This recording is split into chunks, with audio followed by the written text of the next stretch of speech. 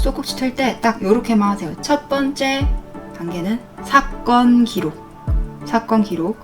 언제 어디서 누가 무엇을 어떻게 왜 했는지 그거를 먼저 적어요. 육하 원칙에 따라서.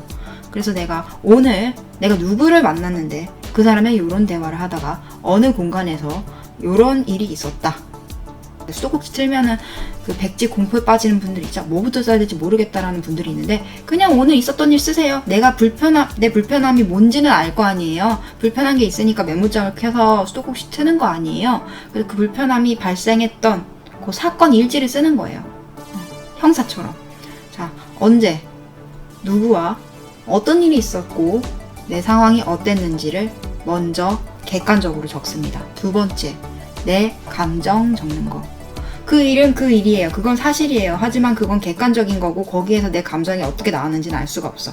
이제 두 번째 단계부터 주관적으로 그 상황이 나를 어떻게 자극했고 어떻게 불편하게 했는지를 서술하는 거예요. 최대한 다양한 단어를 사용해서 최대한 다양한 예시를 들어가면서 쓰세요.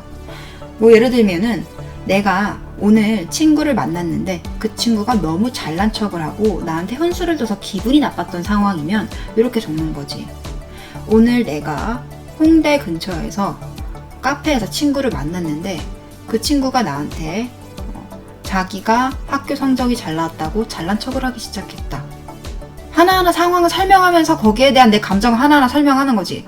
그 걔가 잘난 척을 하는 그 말투가 나는 벌써부터 기분 나쁘게 느껴지기 시작했다. 그래서 얼굴 표정이 굳었는데 그 친구는 눈치 없이 계속해서 주저리 얘기하면서 뜬금없이 자기네 집이 부자라는 걸 자랑하기 시작했다. 그리고 자기 남자친구도 부자라는 걸 자랑하기 시작했다. 재수가 없었다. 그 친구는 늘 다른 사람들이 힘든 건 생각하지 않고 자기가 잘난 것만 얘기한다. 내가 방금 전에 학자금 대출 때문에 스트레스 받는 상황이라고 얘기했는데 굳이 왜 이 상황에서 돈 얘기를 하지? 왜 약 올리지? 자기는 행복하다고 말하는 게 진짜 자기 행복해서 말하는 걸까?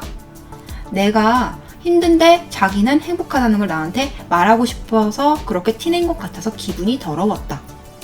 마치 예전에 내가 만났던 어떤 재수없는 여자애들하고 행동 패턴이 똑같아서 그때 사건을 생각나게 해서 기분이 나빴다. 5만 가지 얘기를 할 수 있었어요. 그쵸? 그런 얘기들을 쭉 하면서 그 행동 하나하나, 나를 불편하게 했던 상대방의 행동 하나하나 다 적으세요. 묘사를 하세요.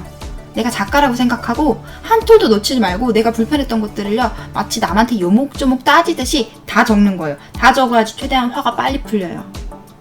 그러니까 여러분들 감정 해소하려고 지금 이거 묘사하는 거예요. 되게 쓸데없는 것 같지만 정말 중요한 부분입니다. 최대한 나노 단위로 내가 왜 불쾌했고 거기서 불쾌한 것만 느낀 게 아니라 슬픔도 느꼈을 거예요. 그러게 왜 나는 부자 부모님 밑에서 못 태어나서 이런 감정을 느껴야 되지? 너무 서글프다. 이런 것도 같이 적고. 그렇게 공개된 자리에서 걔는 예쁘게 비싼 옷을 차려입었는데 나는 그냥 후줄근한 티셔츠를 입고 있었다는 게 갑자기 창피했다. 주변 사람들이 괜히 나를 쳐다보는 것 같았다. 이런 것도 적으세요. 어떤 감정에 제한하지 말고 그냥 여러분들을 불편하게 했다면 그게 슬픔이든 분노든 짜증이든 뭐가 됐든 간에 여러분들이 조금이라도 불편했다면 다 서술하는 거예요. 더 이상 할 말이 없을 때까지. 그렇게 그 친구에 대한, 그 상대에 대한 감정과 내 안에 있던 감정을 막 쏟아내고 그게 설령 내가 생각하기에 이거 객관적으로 그 친구가 잘못한 게 아니라 내가 좀 발끈한 것 같아 라고 느껴져도 그냥 하세요. 왜냐? 수도꼭지 틀기의 규칙은 이성적으로 하는 게 아니에요. 심장으로 하는 거예요. 내 감정을 비워내는 게 목적이기 때문에 여러분들이 얼마나 지혜로운 말을 썼고 얼마나 바보 같은 말을 썼고 이기적으로 말했는지는 중요하지 않아요. 요걸 다 비워내야 내가 이성적이 될 수 있어요. 비워내지 않으면 이성적이 될 수 없어요. 감정이 남아있기 때문에 감정적으로 돼요. 그래서 이성적인 상태를 만들기 위해서 비워내는 거니까 최대한 감정에 충실해서 비워내세요. 다 비워내서 어느 순간 가면 내가 텅텅 빈 것 같은 느낌이 들 때가 있어요. 그냥 탈탈 털렸다. 일단 속은 시원한데 어떡하지 이제 여기서? 이 상태에서 일단 날 다독여주세요. 내가 만약에 짜증나는 상황이었으면 그래 너가 이게 두려웠구나, 이게 불안했구나, 그래서 그랬구나, 내 감정의 원인에 대해서 일단 쓰기 시작하면 내가 왜 이렇게 힘들었지? 왜 이렇게 불안했지? 라고 하다 보면은 왜 스트레스 받았지? 라고 이렇게 쓰다 보면 그 원인이 발견되는데 그 원인에 대해서 좀 내가 다독여 주세요. 아, 너가 되게 쓸모없는 사람처럼 느껴져서 기분이 나빴구나. 그 친구가 너를 하찮게 봐서 네가 소중하지 않은 존재라고 느껴져서 기분이 안 좋았구나. 이런 식으로 내 마음을 인정하고 다독여 주세요. 그 상황에서 야, 그래, 네가 거진데 어떡해, 인정해, 이렇게 하는 것보다는 그러면 감정을 존중해 준 게 아니잖아요. 내 감정을 존중해 준 상태에서 날 달래주는 거야. 달래주면 차분해져요. 이제 이 감정도 날뛰지가 않고 비워진 상태에서 내 마음도 어느 정도 1차적으로 치유가 됐고 난 이성적인 상태가 됐어. 그때부터 분석 들어갑니다. 그때 멈추면 수도꼭지 하는 의미가 없어요. 여러분들 그냥 토하고 끝인 거예요. 다음에 토 또 할 거예요. 자, 여기서 이제부터 왜라고 계속 물어봐야 돼요. 첫 번째, 나는 왜 그랬을까? 나는 왜 그렇게 행동했을까? 나는 왜 이렇게 느꼈을까? 그 사람은 왜 그렇게 행동했을까? 그 사람은 어떤 생각을 하고 있었을까? 그 사람은 어떤 감정을 느끼고 있었을까? 그 상황은 왜 일어나는 것인가? 왜 이런 상황은 일어날 수밖에 없는가? 왜 누구는 부자고 왜 누구는 가난한 것인가? 왜 그게 사람의 귀하고 귀하지 않은 것을 구분하는가? 그게 과연 잘된 건가? 이 상황 자체에서도 왜라는 의문을 던지고 여러분들 자체에도 여러분들의 이 생각과 여러분들의 감정에도 왜라는 의문을 던지고 상대방이 주장한 말과 상대방의 생각, 상대방의 감정 그런 것들을 다 왜라고 의문을 던져서 이 상황을 최대한 객관적으로 파악하게 하는 연습을 해보세요. 그럼 여러분들은 천천히 알게 될 거예요. 이 일이 왜 발생했으며 내가 왜 이 일에 예민하게 반응을 했으며 내가 이것을 통해 배울 수 있는 게 뭔지 내가 어떻게 이 상황에서 내 마음의 중심을 다잡아야 되는지 그걸 알게 됩니다. 여러분들 열심히 썼어 상황을. 그럼 거기 아마 이렇게 써 있을 거예요. 내가 아무리 화를 내고 발끈해도 이런 상황은 일어날 수 있어. 그때마다 내가 화를 내고 막 못 견뎌서 죽고 싶다고 하는 거는 의미가 없는 일이야. 난 대응책을 마련해야 돼. 어떻게 할 수 있지? 어떻게 대응하는 게 과연 성숙한 존재로서 하는 행동일까? 스스로 질문을 던져보고 스스로 답을 써보세요. 그럼 여러분들은 하나의 통찰을 한 거예요. 자기 안에 있는 문제에 대해서 하나의 통찰을 한 거예요. 하나의 깨달음을 얻었어요. 그럼 이제 그 상황이 일어났을 때 그렇게 무방비하게 당하진 않겠지. 힘들어서 불편해서 속상해서 끙끙거리지는 않겠지. 그러면 그 다음에 그런 비슷한 일이 일어나지도 않겠죠. 왜냐하면 내가 그렇게 반응을 안 하니까. 그 상황이랑 다르게 반응을 할 테니까. 그래서 여러분들이 만약에 자기보다 괜찮은 여건에서 살고 있는 사람이 자기의 기분을 언짢게 하면서 자기를 자극했을 때 그 상황을 정화한다고 하면요. 어떻게 정화를 해야 되는지 제가 매뉴얼을 보여드릴게요. 첫 번째, 사건을 적는다. 요런 일이 언제 있었고 그때 이런 얘기를 하다가 그 친구가 나한테 뜬금없이 돈 자랑을 했다. 자기 외모 자랑을 했다. 남친 자랑을 했다. 부모 자랑을 했다. 근데 나는 불편하게 느껴졌다. 왜 불편했느냐면 나는 그 친구만큼 유리한 상황이 아니었기 때문에. 근데 그 친구는 그 나의 상황을 알고 있으면서도 나를 약올리려는 듯이 일부러 자랑을 했다. 내 기분 따위는 존중하지 않고 무시하는 행동이 화가 났다. 내가 이렇게 힘들다는 얘기를 했는데 자기 잘난 척만 하느라고 내 마음은 살펴주지 않는 게 불쾌했다. 내가 굉장히 아무것도 아닌 하찮은 사람처럼 느껴졌다. 갑자기 내 부모님이 원망스럽기도 하고 부모님을 원망하는 내 자신이 속물같이 느껴져서 부끄러웠다.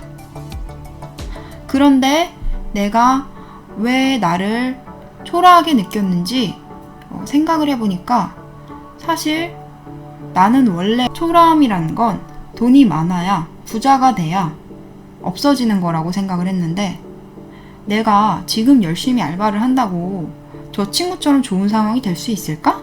내가 애를 쓴다고 갑자기 부자가 될 수 있을까? 그런 의문이 갑자기 떠오르겠죠?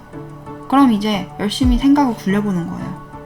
아니, 난 이미 그런 부모 밑에서 태어났어. 난 이런 상황이야. 학자금 대출을 갑자기 갚을 수가 없어. 갑자기 나한테 돈이 뚝 떨어지지 않는 이상 이 상황은 크게 바뀌지 않을 거야. 나보다 부자인 사람은 세상에 널리고 널렸어. 언제든지 그런 사람들을 만날 수 있고 그런 사람들이 나한테 불편한 얘기를 할 수 있어. 그때마다 내가 초라해져야 하나? 그때마다 내가 내 자신을 혐오해하고 내 부모를 원망해야 하나? 과연 내가 고귀한 사람이라는 걸 느끼기 위해서 내가 꼭 돈이 필요하나? 돈이 없는 게 죄인가? 그게 정말 수치스러운 건가? 오히려 수치스럽다는 건 자기 자신을 초라하게 여기기 때문에 느끼는 감정 아닌가?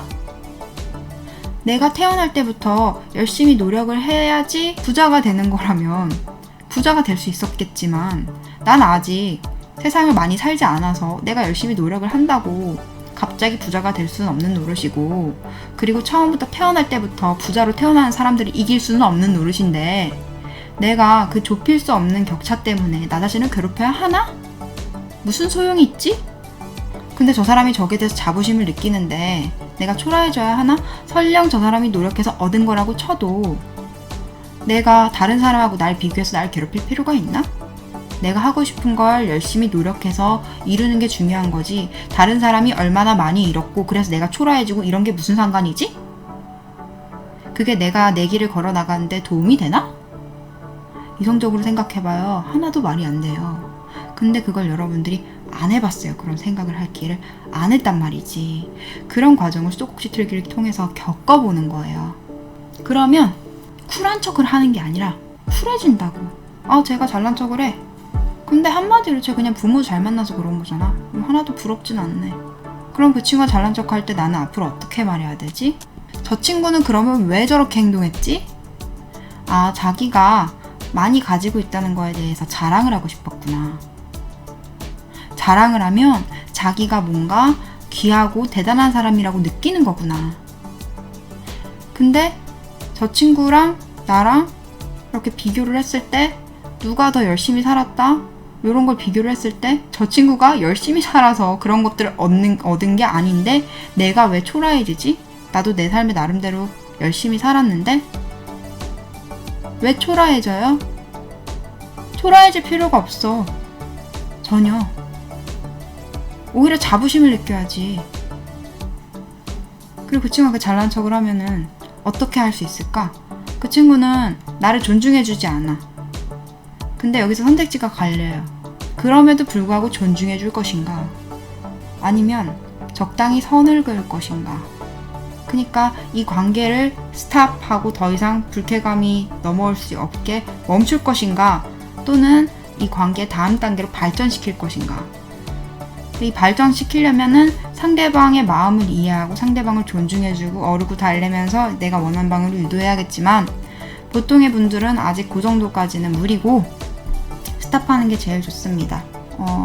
제일 중요한 건 저 사람이 어떤 심리로 저런 말을 했는데 내가 거기에 맞장구 안 쳐주는 거예요. 맞장구 쳐주는 거, 잘난 척하는 사람 보고 부러워하는 거, 맞장구 쳐주는 겁니다. 그러면 내가 진짜로 부럽지 않게 됐어. 부자 부모님은 부러운데 너는 안 부러워. 받아먹은 거 말고 뭐 한 게 뭐가 있어? 난 내가 나답게 산 거 자랑스러워. 너 자체는 안 부러워. 너의 상황은 부럽긴 하다. 인정을 하고 받아들이고, 그럼 그 친구를 봤을 때 초라해지진 않지. 너가 운이 좋은 건데 내가 널 부러워할 이유가 있어? 내가 널 부러워한다고 뭐가 바뀌는데? 그래, 너 잘났다. 근데 난 나름대로 내 삶을 내 방식대로 이끌어가고 있고, 넌 자꾸 잘난 척을 하려고 얘기를 하는 거겠지만 미안하지만 난 너가 부럽지 않아. 속으로 이렇게 생각을 하면 그 사람도 잘난 척을 할 상황이 아니라는 걸 눈치를 챕니다. 왜냐면 여러분들이 시큰둥하거든. 이게 어떤 상황이냐면요, 상대방과 내가 공명하는 게 끊어진 거예요. 이렇게 끊어버리는 거지. 근데도 거기서 눈치가 없어서 계속 자랑을 한다. 스톱하는 거예요. 그래서 여러분들이 자기 상태를 자각하고 감정을 해소하고 마음을 다독여주고 원인을 자꾸 왜? 라고 물어봐서 발견을 하고 거기에 따른 대응책을 A, B, C 마련해 놓는 거지. 지혜롭게 풀 때, 한 방 매기고 싶을 때, 중재하고 싶을 때.